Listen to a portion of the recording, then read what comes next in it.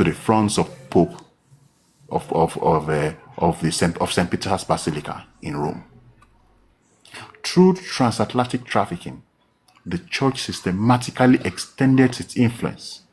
European enslavers baptized millions of enslaved people whose labor they used to amass vast amounts of wealth. The Jesuits, not ethically economic by the Jesuits. Let me leave the Jesuits.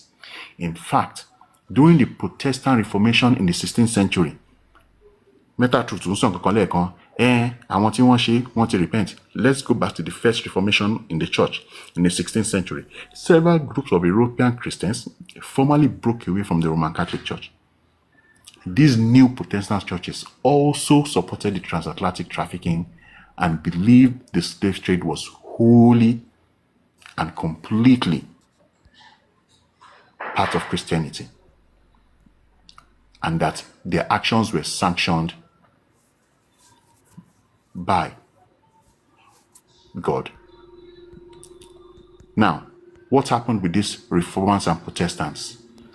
Like the Roman Catholic Church, I will give you a classic one, the Church of England, the Anglican Communion, not only promulgated an ideological apparatus to support race-based slavery, but it also was directly involved in trafficking and enslavement.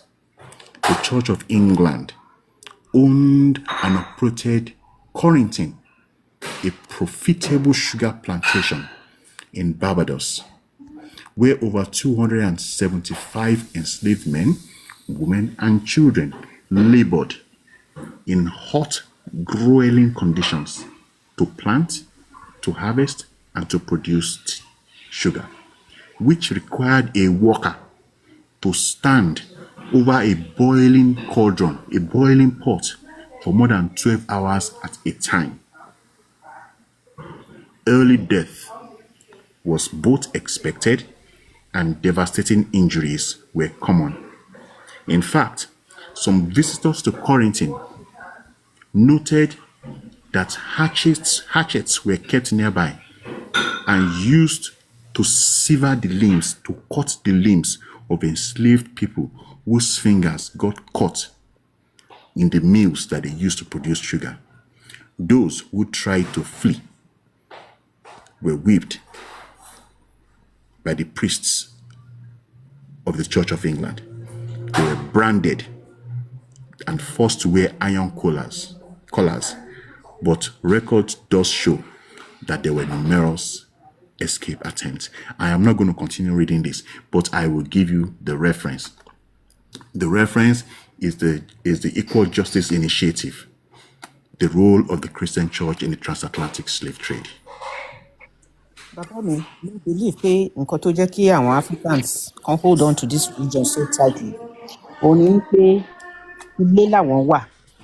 Ṣé rí àwọn tá a wá sí ìlú òyìnbó, tá a wá rí history bó ṣe treat àwọn cousins wa tọ́kó lẹ́rú, àwọn ancestral cousins wa tọ́kó lẹ́rú.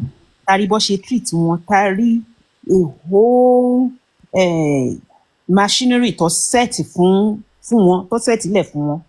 Tá a dẹ̀ ń gbọ́ history wọn lẹ́nu àwọn ọmọ wọn àtàwọn ọmọ tó fi lẹ̀, la ṣẹ̀ṣẹ̀ mọ rírì nǹkan tí àwọn òyìnbó wá ṣe fún wa, tó ṣe ní continent wa, tó dẹ̀ tún wá ṣe fún àwọn ancestral cousins wa níbí báyìí.